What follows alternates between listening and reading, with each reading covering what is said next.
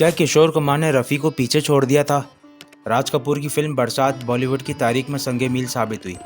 इस फिल्म से लता, शंकर जयकिशन और राज कपूर का सितारा चमका, जो अगले 20 साल तक जगमगाता रहा। धीरे धीरे राज कपूर और शंकर जयकिशन की लौ मध्यम होती चली गई। ये अलग बात है कि लता साहिबा कभी ना धुंधला सकी।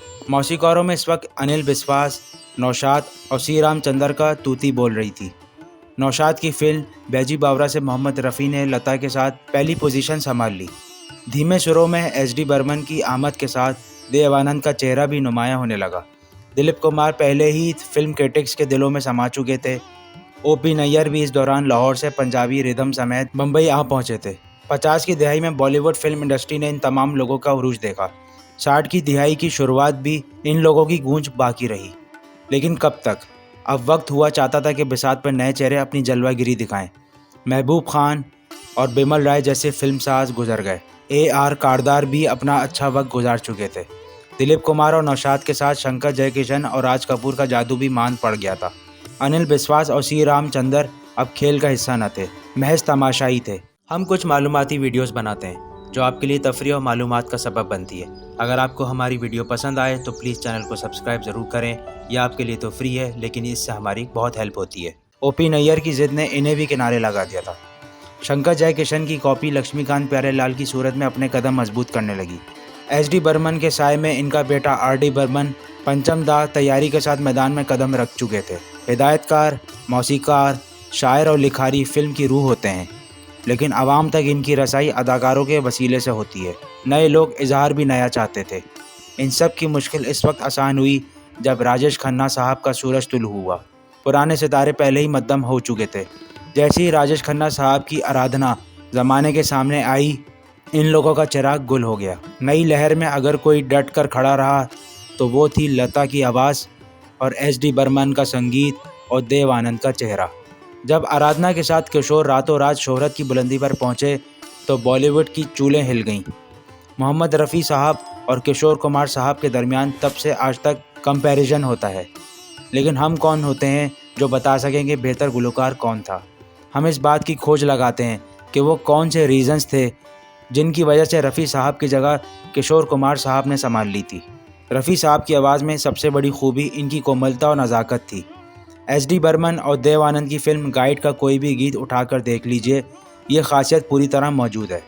इसके 2 साल बाद रिलीज़ होने वाली फिल्म ज्यूल थीफ के मौसीकार भी एस.डी. बर्मन थे और स्क्रीन पर चेहरा भी देव आनंद का था। इस फिल्म में रफ़ी साहब का वाहिद गीत लता साहिबा के साथ ड्यूट की सूरत में वो मौजूद है। दिल पुकारे आरे आरे सुनते हुए गुमान गुजरता है जैसे ये रफ़ी की आवाज़ है ही नहीं। हालांकि इससे पहले रफ़ी साहब और लता के अक्सर ड्यूट सुनते हुए गुमान गुजरता है जैसे रफ़ी साहब और लता से एक कदम आगे हैं। बाज़ लोग इस सिलसिले में इन्फेक्शन का जिक्र भी करते हैं। वजह जो भी रही हो, रफ़ी साहब के गले से वो मिठास कभी वैसी बहती सुनाई न दी। दिलीप कुमार, शम्मी कपूर और भारत भूषण की आवाज़ कमोबेश रफ़ी साहब ही रहे। इन सब का दौर ख़त्म हो चुका था। फिर मौसीकारों की वो खेप भी अपनी इनिंग्स खेल चुकी थी जिनकी पहली तरजीह रफ़ी साहब थे। इनमें नुमाया तरीन नौशाद, शंकर जयकिशन, O.P. नैयर और रोशन और रवि थे। आराधना के बाद अगले 3 साल अगर किसी का सिक्का चलता रहा तो वो थे राजेश खन्ना। राजेश खन्ना साहब बहुत वाज़ेह अंदाज में कह चुके थे कि मेरी आवाज़ किशोर ही होंगे। जैसे ही राजेश खन्ना साहब की लहर मान पड़ी, रफ़ी साहब को फिर दोबारा काम मिलने लगा और इन्होंने अपनी मौजूदगी पूरी तरह जताई। नए लोगों में असील मौसीकार एक ही थे, वो थे R.D. बर्मन, पंचम दा। पंचम दा की मौसीकी में नुदरत और तजर्बा सबसे ज़्यादा अहमियत रखते थे, इसलिए पंचम दा और किशोर दा का जहन मिलना खुशनसीबी थी। पंचम दा के 80% गीत किशोर दा की तरफ से गाए जाते थे। अगर इस बात को मान भी लिया जाए कि एस.डी. बर्मन बीमार पड़ गए, इसलिए पंचम दा ने बतौर प्लेबैक सिंगर किशोर को इस्तेमाल किया, तो कोई बहुत ज़्यादा फ़र्क नहीं पड़ता। किशोर का समय था और इसको रोकना मुमकिन ना था। अगर ये आराधना में ना हुआ होता तो कटी पतंग के ज़रिए हो जाता। इसमें कोई दूसरी राय नहीं कि किशोर ने रफ़ी को नॉकआउट कर दिया था, लेकिन रफ़ी साहब की अज़मत यह है कि रफ़ी डट गए, खड़े रहे, रिंग छोड़कर भागे नहीं। रफ़ी साहब ने कमबैक किया और बहुत से खूबसूरत गीत गाए। जब पंचम दा ने शान फिल्म का गीत यम्मा यम्मा ये खूबसूरत समा रफ़ी को सुनाया तो रफ़ी साहब ने कहा कि ये मैं गाऊंगा। ये तो किसी तरह मेरी टाइप का गीत नहीं, लेकिन रफ़ी साहब ने गाकर दिखाया। उषा खन्ना की मौसीकी में रफ़ी साहब की वापसी तेरी गलियों में ना रखेंगे कदम आज के बाद से हुई। मदन मोहन की फिल्म लैला मजनू में फिर भरपूर गीत गाने के बाद आर.डी. बर्मन की फिल्म हम किसी से कम नहीं अहम तरीन फिल्म थी। 11 साल पहले शिम्मी कपूर की फिल्म तीसरी मंजिल में रफ़ी साहब की आवाज़ से उड़ान भरने वाले पंचम के लिए रफ़ी अब महज एक वाजिबी ज़रूरत थे।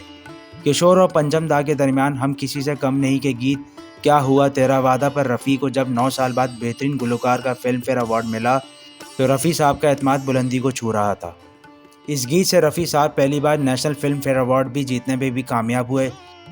तेरी बिंदिया रे, दर्द दिल, चांद मेरा दिल, चांदनी हो तुम, तू इस तरह से मेरी ज़िंदगी में शामिल है, बर्बाद मोहब्बत की दुआ साथ लिए जा, इन जैसे गीत 70 की दिहाई में बहुत मशहूर हुए। लेकिन व्यूअर्स अपने दिल पर आप लोग हाथ रख कर बताइए, इनमें से कोई एक भी गीत किशोर के गाने मेरे नैना सावन भादों, चिंगारी कोई भड़के, ज़िंदगी का सफ़र ये कैसा सफ़र, ये शाम मस्तानी, चला जाता हूँ किसी की धुन में, ज़िंदगी एक सफ़र है सुहाना के करीब भी आते हैं? किशोर को एक लम्हे के लिए भूल जाइए क्या 70 की दिहाई में गाए हुए गीत खुद रफ़ी साहब की बेहतरीन गीतों की फहरिस्त में जगह बनाते हैं? हरगिज़ नहीं। ये रफ़ी साहब नहीं बल्कि किशोर का समय था। जी हाँ, वही किशोर जिसे कोई मौसीक़ार अपने म्यूज़िक रूम में कदम न रखने देता था, जिसे इस वक्त के नंबर 1 मौसीक़ार नौशाद ने 25 साल में कभी इस काबिल ही न समझा कि एक बार आजमा के ही देख लेते हैं। जब किशोर किशोर होने लगा तो नौशाद मियाँ ने आशा के साथ एक गीत गाने के लिए किशोर को बुलाया।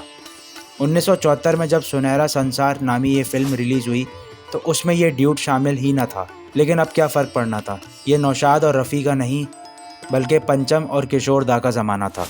आपका वीडियो एंड तक देखने का बहुत शुक्रिया। अगर आपको हमारी वीडियो अच्छी लगी तो प्लीज़ हमारे चैनल को सब्सक्राइब ज़रूर कर दिएगा।